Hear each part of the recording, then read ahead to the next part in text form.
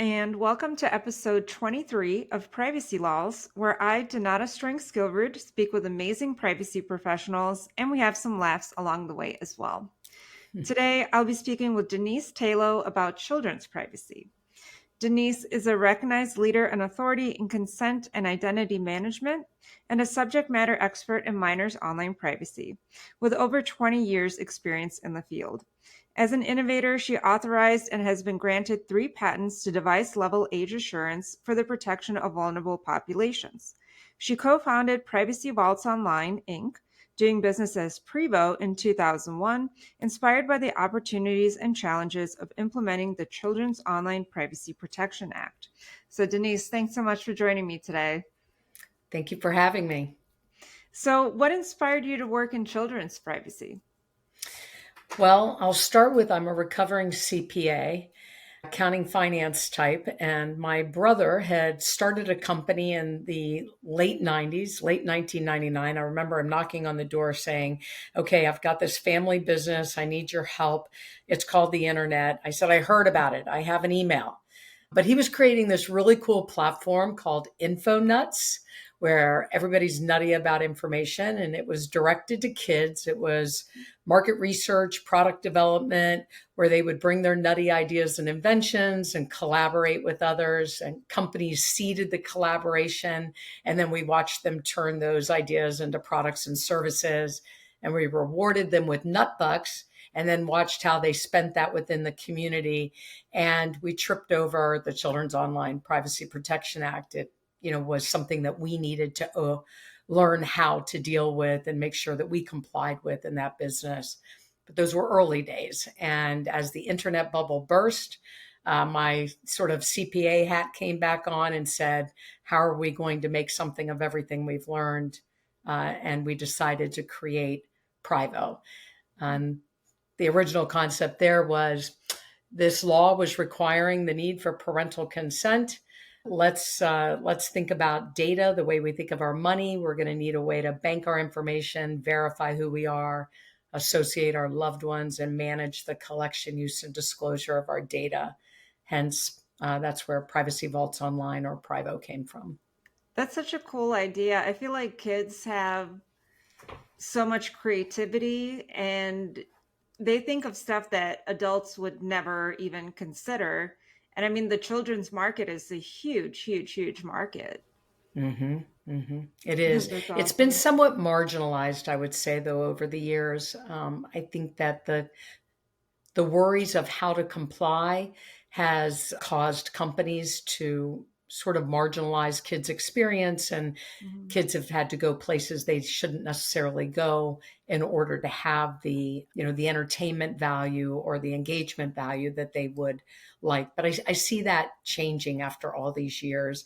I see a new horizon coming, and it's got, good and bad associated with it. So hopefully we've all learned enough over the last couple decades that we can get it right when it comes to kids' privacy and safety. Yeah, I hope so. So, somebody who works in privacy and owns their own business, do you have any tips for other privacy professionals who want to start businesses themselves? Well, certainly I would say listen to the whole podcast, because I think you're going to have a lot of great questions, and people will pick up a little bit on privacy in general when you think about privacy for kids. But ultimately, have a great idea, be prepared, and don't try to go it alone. Even if you're a privacy professional, there's all sorts of other things that running a business needs, and you can't do it on your own. Absolutely. My husband and I started Termageddon together, and it's nice to have somebody to bounce ideas off of and commiserate with. And he does the sales and marketing and partnership side, and I do the other stuff. So it's nice to have somebody with you. Working in children's privacy, children obviously don't necessarily have the same understanding about things that adults do. How do you make sure that your tools are accessible to children and understood by children and their parents? I'll just start with lots of iteration, testing, listening, iterations, what you think people will read and understand, or realize that most don't read a whole lot. They really want to get to the end of the process. So, you've got to sit and look at all the different vantage points along the way. And then also don't discount that kids are pretty smart, they're savvy, so don't underestimate what they can pick up along the way. Hmm. So when I think of children's privacy, the first thing that pops into my head is the song by Bo Burnham, and this came out during COVID, during his series called Inside. And the song says, "Mommy let you use her iPad. You were barely two." And I won't sing it, but technology has definitely come a long way since I was two. When do kids start using technology nowadays? Oh, I think, 2 is probably an age you'll see a lot of that, although there's quite a bit of, you know, we have years to look back now, right, at screen time and what it really means, but they get started young. So let's try to put it in context. First of all, like 92% of US children have an online presence before they turn 2. So Wow. that's just a fact.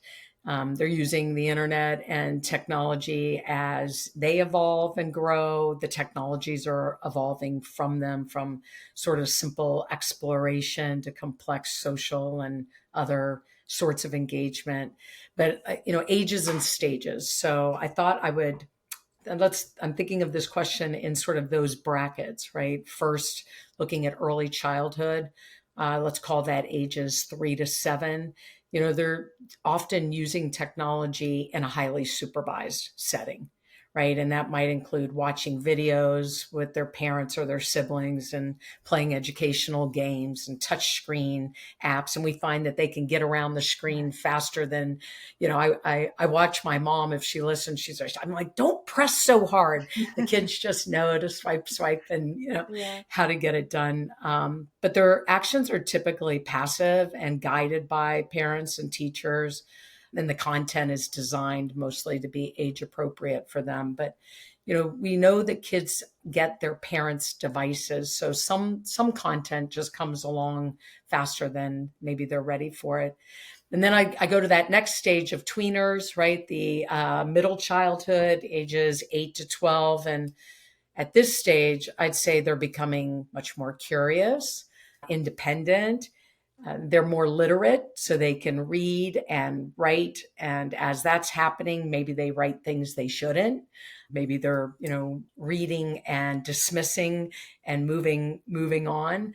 But they start browsing the web and they're using online learning platforms. Of course, after COVID, we see a lot of that, multiplayer games, right, which is different than single player.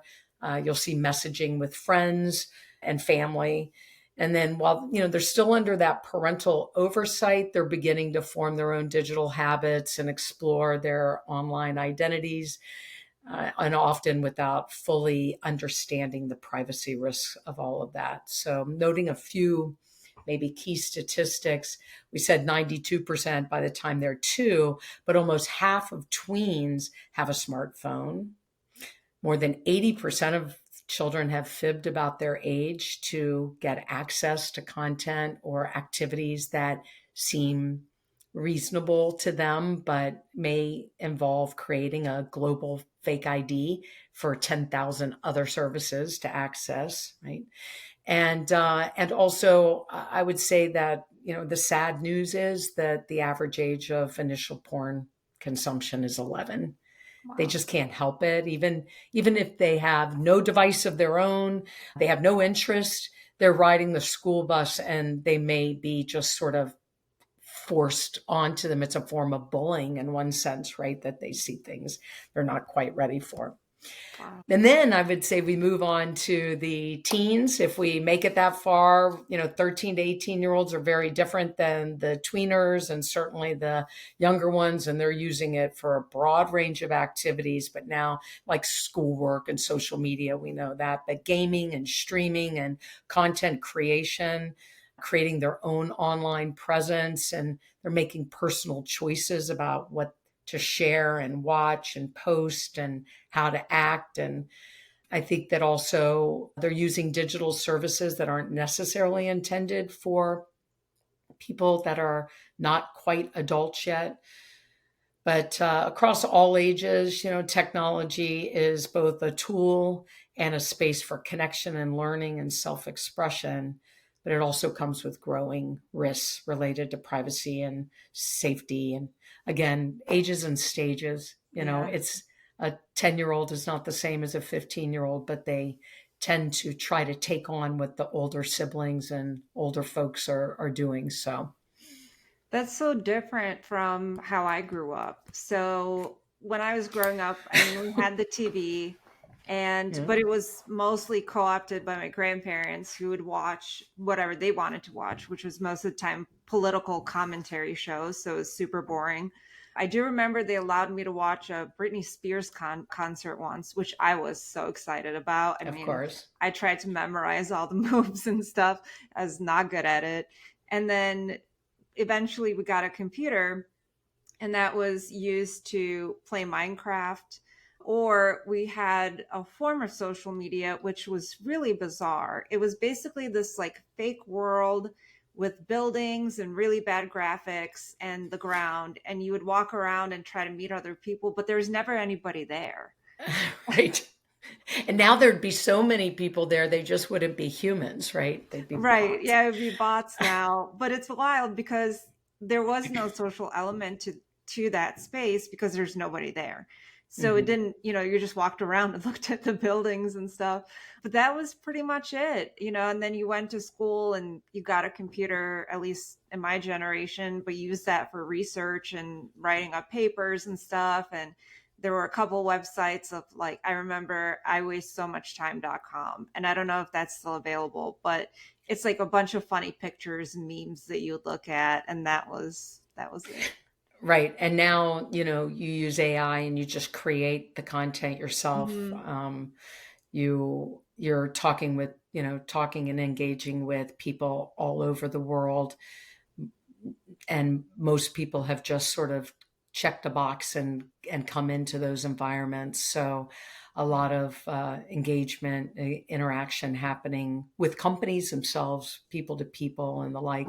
But I have to tell you, if they had recorded everything I thought or did, right? You said, you would try to memorize Britney Spears, right? Well, Yeah. now you just like turn on your camera and you memorize it, you do it, everybody else sees it, you're horrified by it, you wonder how you're going to take it down.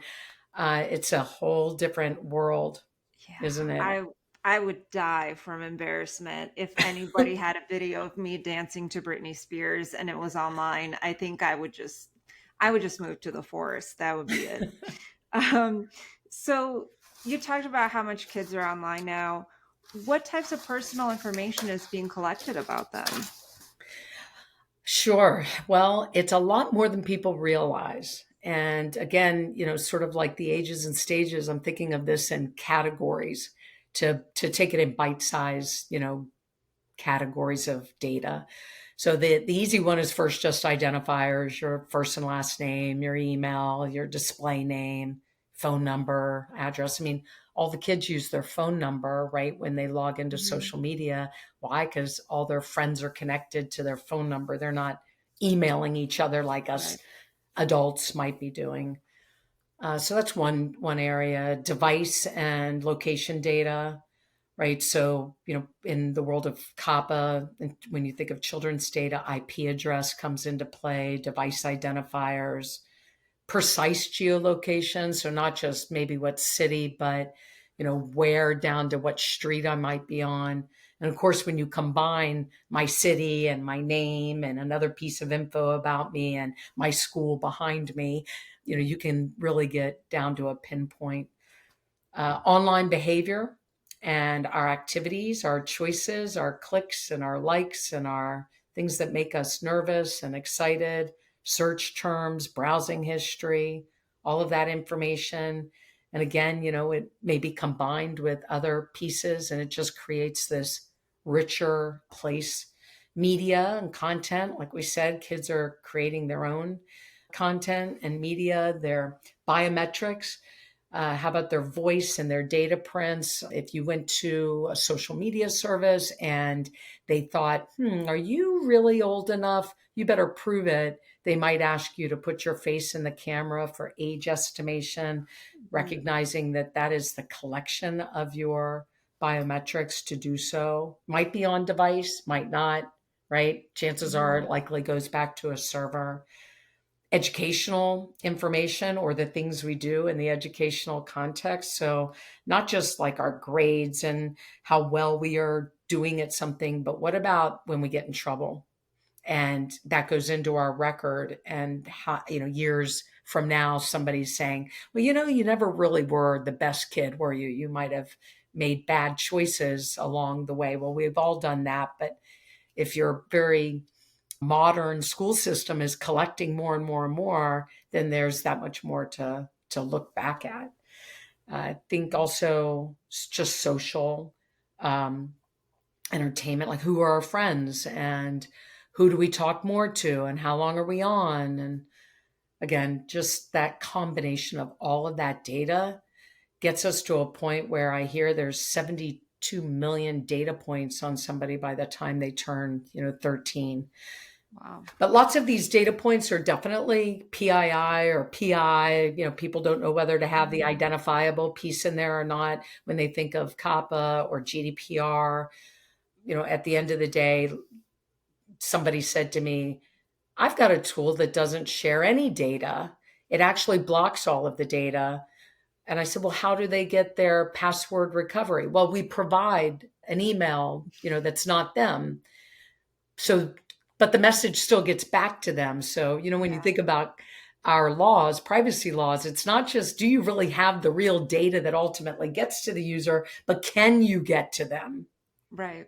Right? You may not have any data, but you know what they like and don't like. And so the next screen, you can feed them a very targeted communication. And you just did that by watching how they acted within the Mhm. game or the environment. Yeah, I'm also thinking about like chat functions and chat Mhm. histories and all that other stuff. And I mean, kids say all kinds of things, and most of the time they don't even mean what they say. They're just trying to figure out like social norms and what's okay to say and what's not okay to say. And then, if that stuff's recorded somewhere and then you become an adult and it could potentially be used against you, that's really scary. Well, and if I could just add to that, I hear people talk about certain platforms and where their origins are. We had a lot of parents don't realize that we had music.ly, Musically, which was the fastest growing social media platform for kids first grade and above. It never asked age. Its terms of service said, well, if you're, we care about kids' privacy and we expect parents to do the job. And this service is only for 13 and over, but we're the fastest growing social media platform for first graders. Yeah. And then they sold for just under 900 million to ByteDance, and it came back to us as TikTok. So Mhm. it really started in the US. It was a US company that sold and then came back to us. So somebody might say, well, what's wrong with that service? I'm not going to say anything's wrong with the service. It's not my place to say that. But what I can say is that you might be in charge of the sixth fleet when you're 39 years old, right? You're almost ready to retire from the military, right? And what you paused on, what concerned you, what scared you, what excited you, all of that's being captured by your eyes, your actions. And so is the 10-year-old prepared for his big job 20, 30 years from now? Because I am very sure that certain nations will be very patient in how they use the data that they've collected. Mhm. Um, we did talk about a couple of risks, but can you give us a couple more examples of risks that children face online related to their privacy?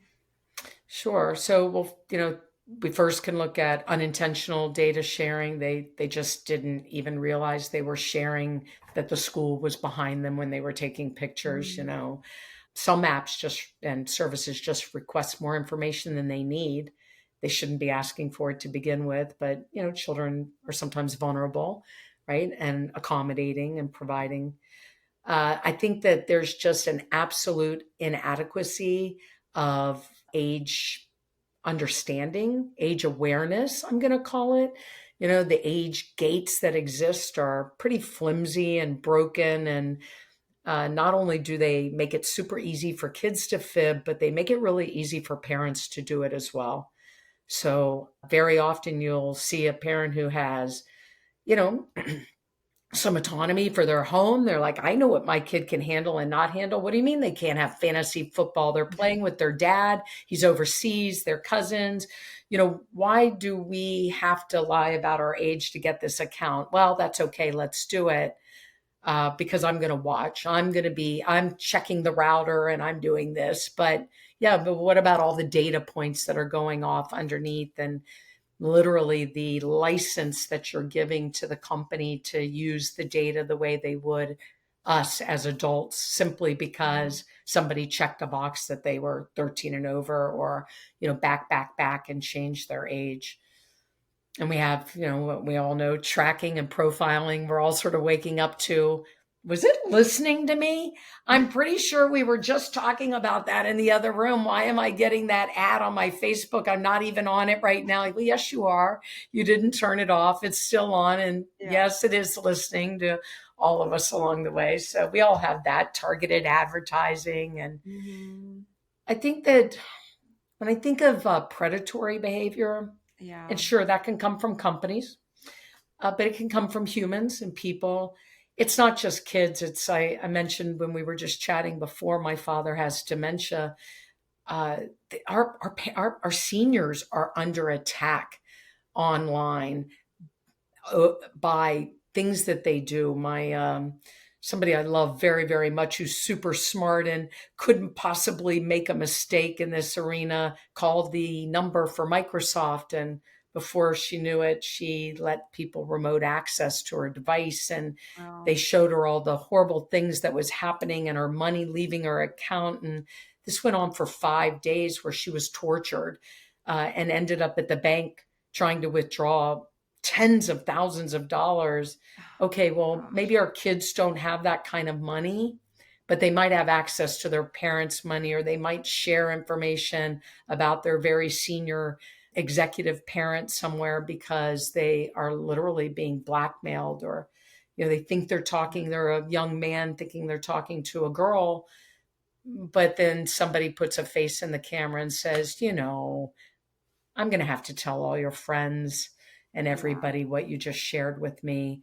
And then they're alone and they don't know where to go. If I could give advice to parents, I would say, whatever you do, you've got to bite your tongue. You've got to listen, and you've got to help them resolve that life goes on.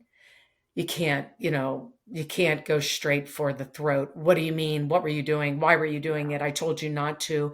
Or they won't tell you, and they'll be all alone trying to resolve some pretty scary things that can happen to any of us when we're vulnerable, in a vulnerable state. Especially now with AI. I mean, I've seen videos of men that use AI to turn their video into a very attractive looking woman. And, I'm sure, hopefully they were just using that to play around. But I mean, I'm sure there's some bad actors out there who could be using it for other means to, entangle people into certain things, especially kids who don't understand. I mean, they just assume, oh, you're on video, so that's who you are. And that might not be the case anymore. Yeah. I mean, look, AI, somebody said to me, it's like crack cocaine. And it's highly addictive. You can get whatever you want. You can have whatever you want instantaneously. Children are not prepared for that kind of creativity actually forming itself right in front of their eyes without some supervision and some guardrails. It could become a very scary time to think, my kid never comes out of the basement. He's on his video game all the time, but he's so smart. Well, he's also got his, AI girlfriend. That's not how we want kids to learn intimacy, right? It's something that we have to talk about. And we can't ignore that those sorts of things could happen to the very best of us. It's interesting that you mentioned seniors. My grandma, who's turning 80 this year, is surprisingly really good with technology. So we talk over Facebook Messenger and we send each other pictures and stuff. And one year I sent her flowers for Grandmother's Day. She lives in Lithuania. And somebody buzzed her door and said, "Hey, we got a flower delivery for you."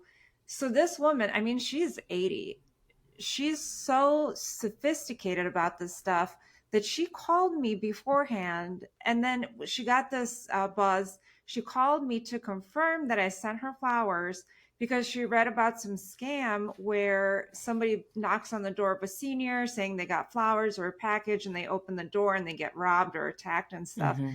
And I was like, I didn't even know that. Like, how do you know that? And she's like, well, it's important to me. I need to know this because I'm old. Like, things like this happen to old people. And I was just so shocked that she knew about that. There was a movie called Beekeeper that I think was, I saw it, yes. yeah, interesting. And probably everybody should watch that. But you know what else I learned? I was in the bank the other day. Well, the other day, it was 4 months now, and I saw an old friend, and I thought, he looks sad. He doesn't look quite himself. I hadn't seen him in maybe a year or so. How are you? How are you doing? And he said, "Oh, I'm fine. I'm fine." He was, very intent, and I'm a little nosy. I'm in line and I'm complaining. There's nobody at the counter to serve us anymore. Where are the people to serve us? And I could hear him say to somebody on the phone, "Well, the banker said something about it could be fraud, but I know who the person is. I know what I'm doing." And so I butted in, "Hey, I don't want to say his name, but hey, Yeah. what do what I heard them say something about fraud. What were you looking at? What's happening? Can I help in any way?" "Oh, no, I'm fine. I'm fine. I've got a friend who's in trouble. They need some help." I said, "Oh, there's so many scams. I get this kind of stuff." And he dismissed me.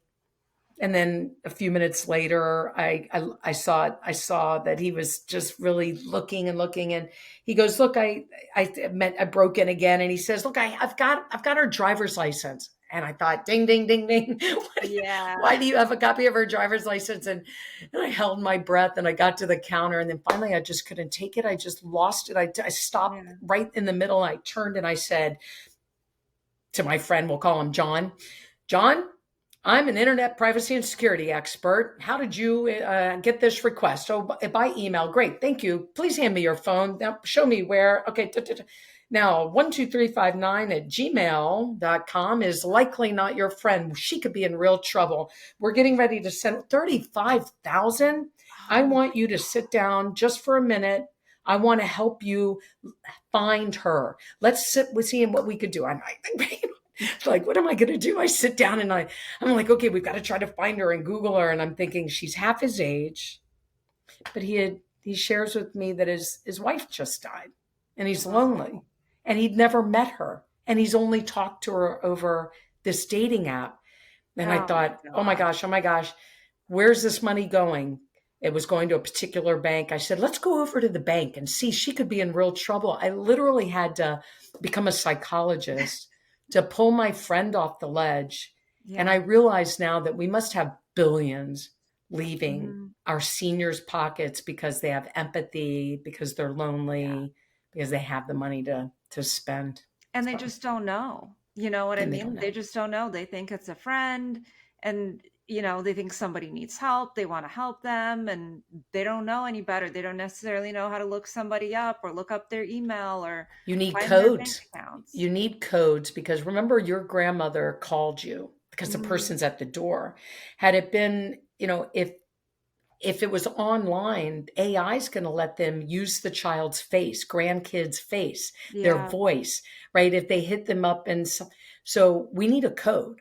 What's the safety code that that's a nobody great has? idea. Yeah, Mm-hmm. just a random word that nobody would know. Mm-hmm. That's a great idea for sure. So, Mm-hmm. when it comes to parents, do how can parents explain this to their kids? Well, they've got to try to put the online and offline world into the real world. It's not the real world and the online world. the offline and online world are constantly ebbing and flowing against each other. And so kids understand they can't go to the bar. They get it. They get that they can't take mom's keys and drive the car. They know that they might sneak, but they can't, like, smoke a joint in the basement and not expect mom to maybe have issue with it. So age matters, ages and stages. They've got to talk to them like they would talk about any other risks out there. It can't be the boogeyman behind the screen, but they've got to talk about how to really equip themselves to recognize what's true and not, when people are asking for things that's invading on their privacy, that's just getting too close, that you can type and pause. Don't we all wish we had done that more? I mean, if I could get back all my emails, I'm going to be wildly successful one day and somebody's going to show up with this terrible email. The only good thing I have going for me is I can't spell, and my thing never listens to my voice right. And I'm constantly gibberish. So I'm just going to say, well, that was just gibberish. I don't know what that was. But, you just have to look at making it's all the real world. And then they have to make themselves available. They have to be available and say, if anything happens, you have to come to me first. We're going to resolve the problems. That's and then great we'll talk advice. about what to do next. Yeah, so they're not scared to come to you, because otherwise they won't. They won't. Yeah.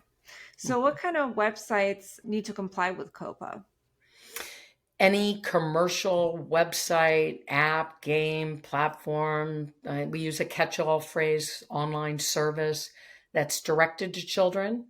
And then we have some categories in the US, primarily directed or maybe mixed audience, where certainly if you get actual knowledge, if you ask age and you get told that you've got a kid, you have to comply. You now have the legal actual knowledge that many companies try to avoid. And then if you're in other countries and under other jurisdictions, then certainly it may be, are you just likely to attract kids?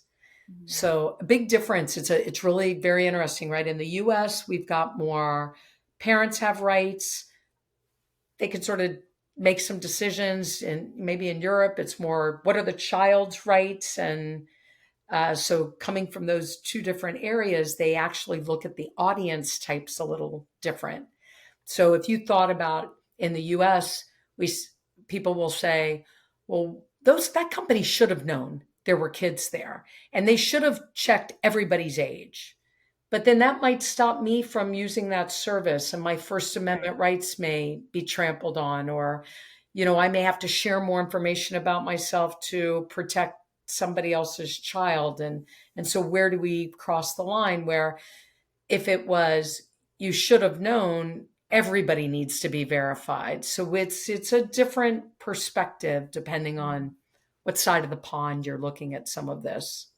So we're not really talking about like plumbers' websites or websites that sell KitchenAids. It's more websites that display things, or online services that display things that might be of interest to kids. Yeah, but at the same time, what if the utility company has a kids section, learn about utilities and why they matter, go green? So do you end up making, if you're a service, a site that, let's say, brings together all the football teams or all the baseball teams or all the, right? So you're pretty much general audience. You're really not putting out the stuff for kids, but they have kids clubs, of course. They're being marketed to in other ways and maybe driven, or I'll see folks like with games or toys that you might buy packaging, and then the packaging says, go to XYZ site. Well, if it's a toy, go to the XYZ site to get the instructions. You may now have just brought kids to your service. If you're customer service at a big box store, and you might be getting calls or emails or, from kids who are the ones setting up the TVs and the computers. So are you now collecting that identifier to then communicate back and have this customer service engagement? You may have triggered, COPPA, because you're now keeping it persistently, but you may have some exceptions on what does that really mean for parental notice and Yeah. consent. So I think anybody who has an age gate, who's trying to determine are you an adult or a minor of a particular stage, has to be concerned with all of these regulations, because you can get that knowledge in many different places, not just the upfront gate, but like I said, the customer Yeah. service on the back end. Absolutely. So when you have a website or an online service that needs to comply, you do need to provide some privacy information. How do you make sure that that privacy information can be understood by kids and their parents? Well, I would say that we have a bit of a way to go on kids understanding. It's called out directly in the Europeans regulations, the children's codes. You have to build things with children in mind. So I think the privacy notices have a better chance of being understood by children, because quite frankly, I don't know that any of us can understand the full breadth of the privacy policy. But I think people are getting a lot better at it. I mean, what you do is really helping people get better at being more succinct and concise, and I hope pulling it so. forward. And I see a place for AI here, for my AI agent to sort of take a glance at these things before I do, to bring things in, to make the policies more readable, Mhm. uh, to try to use terminology that people might understand and see again and again. But it's a lot. It's a lot to absorb. So I really hope that companies who create the privacy policies will do a better job of looking at some of the rules that we have in place for the kids, the more vulnerable, and don't collect it if you don't need it. Don't tell us you're going to collect it someday in the future when you're not quite doing it yet. Maybe reminding us, hey, by the way, we've collected this to do this particular feature. I know in our platform that we offer, we map to the feature and the activity. Who's it for? Who can consent for it?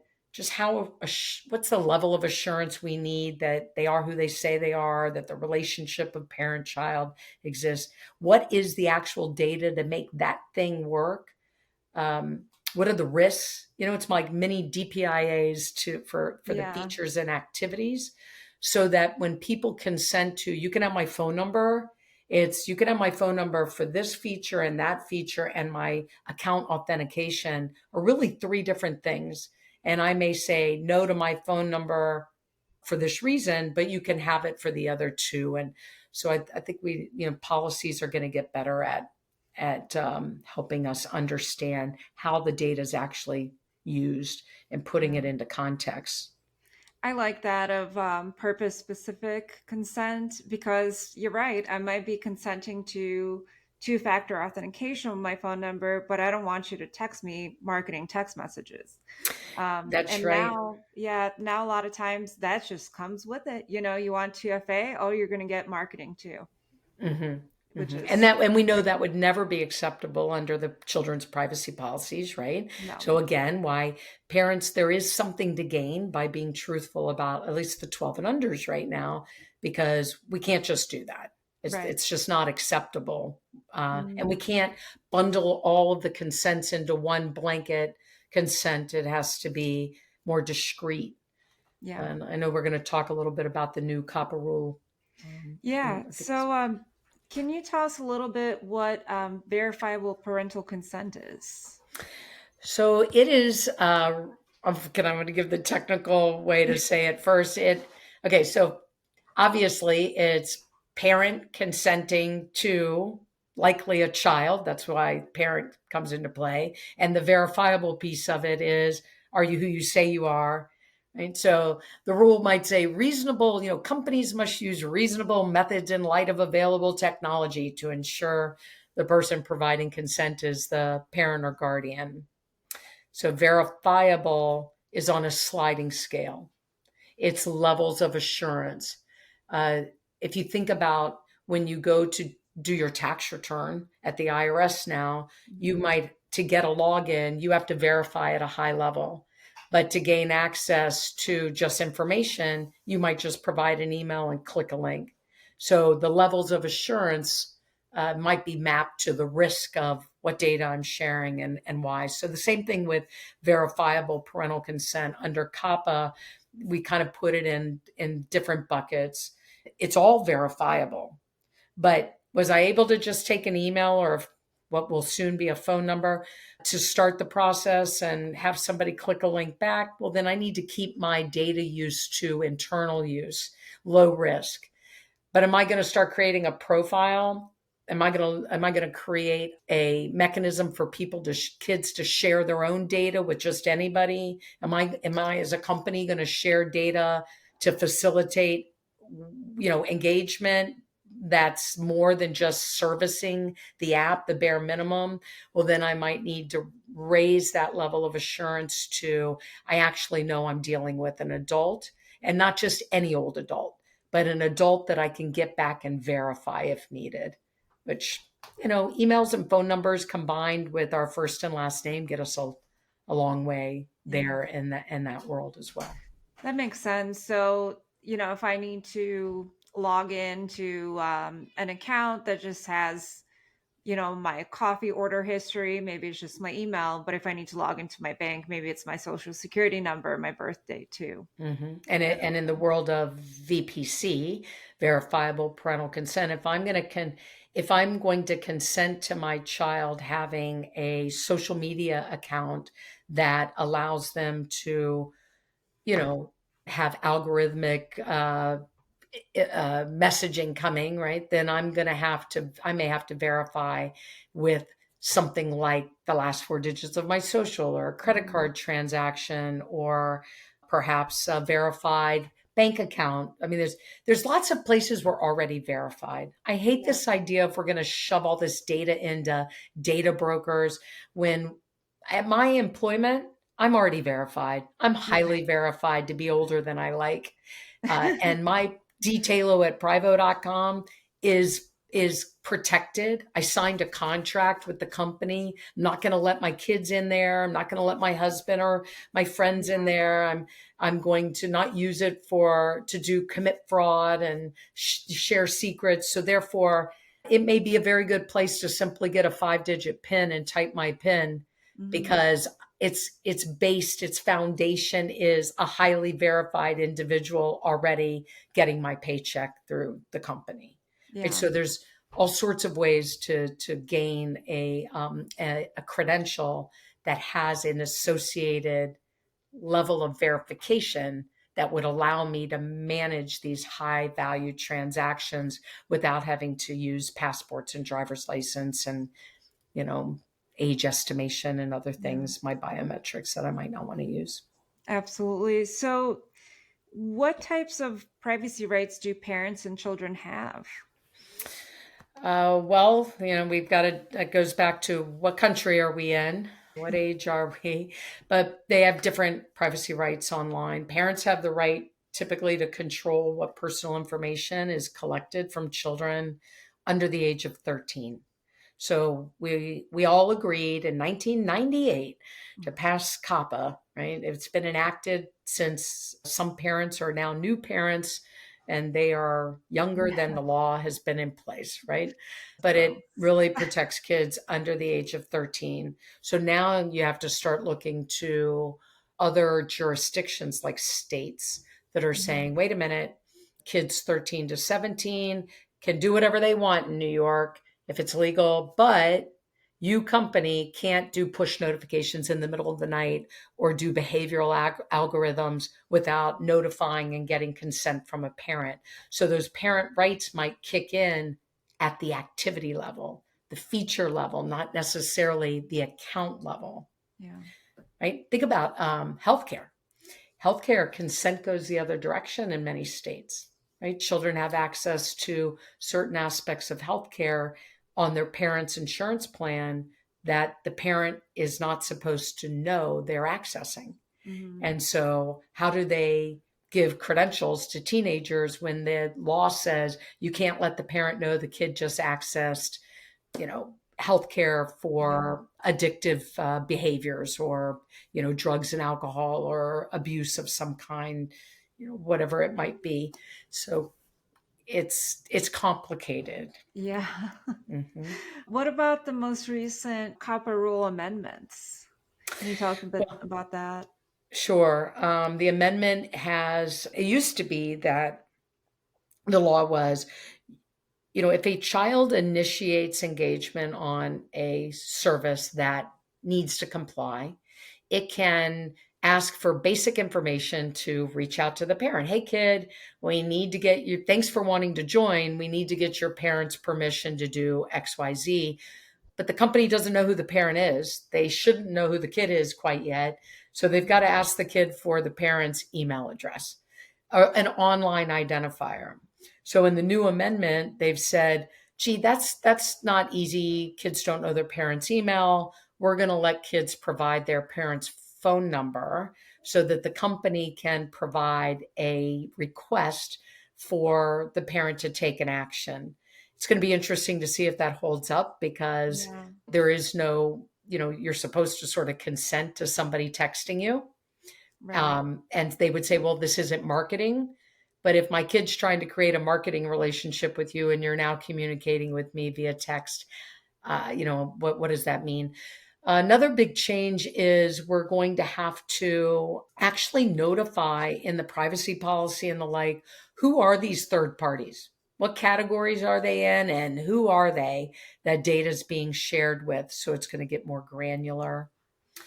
Another area, when you think of verification methods, credit card was always okay. So if you were piggybacking a credit card transaction, you could sort of bundle in notice and consent. You would see companies that would say, okay, parent, you can make a credit card transaction for $1 and we'll reverse it when we're done. The reason that the companies needed to close that transaction out was to actually provide notice to the parents. So they would see, wait a minute, my credit card was used, not Yeah. just authorized. So again, jurisdictionally in Europe, it's mandatory that if you use your credit card, even on an authorization, you get notice. But in the US, that's not the case. Mm. You don't get a notice when you just necessarily authorize the hotel to hold your credit card. Yeah. So one of the changes is they're saying, well, you can use the credit card as long as there's a discrete notice. But how's the company going to know whether there was a discrete notice unless they're using a particular credit card merchant provider who can Right. guarantee there's always notice?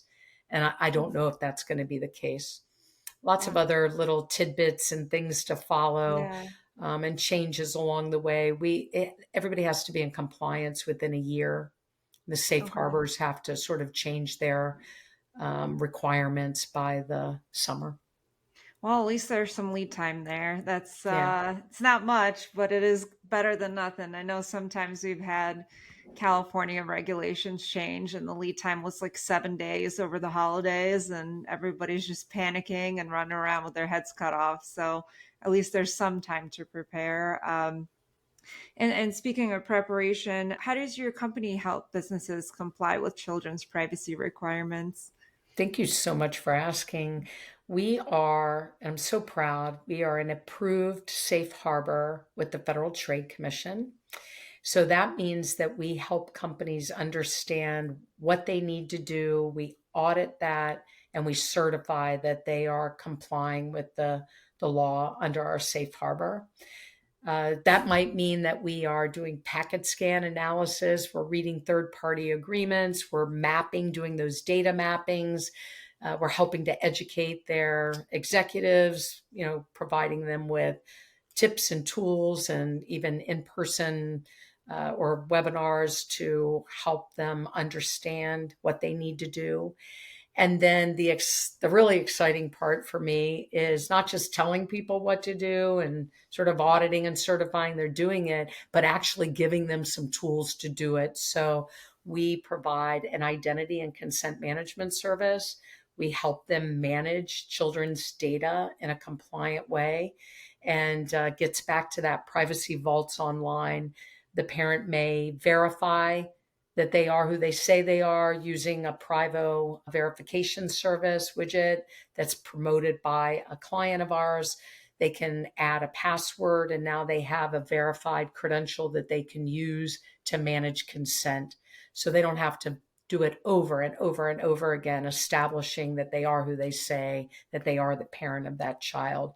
So those consent services I talked about, we make those available as APIs and SDKs. And we've got a new initiative that's launching that I have lots of patents around.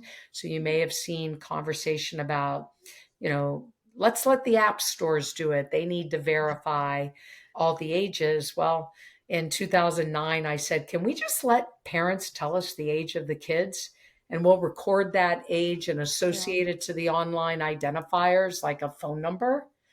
So we hash that number against an age, and then we provide it as a lookup service so that age restricted products and services can do a better job of locking their gates and not engaging with data that's been protected by parents. And then as part of that service, we're going to help people get their age corrected. that's So awesome. all the fibbing that might have taken place when a 15-year-old really would like to not be 25 or 30, we're going to let them verify with Privo and help them get that accomplished without having to turn over so much more data to make it happen. That's awesome. Yeah, I definitely would not trust the app stores with anything privacy related. Even with Apple launching the do not track selections, I mean, it was found that you have to, if you want to opt out, you have to do it multiple times for it to actually take and all this other stuff. So that's awesome that you guys provide a solution outside of that. Where can people learn more about you and your company? So, and if I could stop all the dinging, there you go, privacy. I hooked my phone to my PC so I couldn't miss a text and should have turned it off. My apology.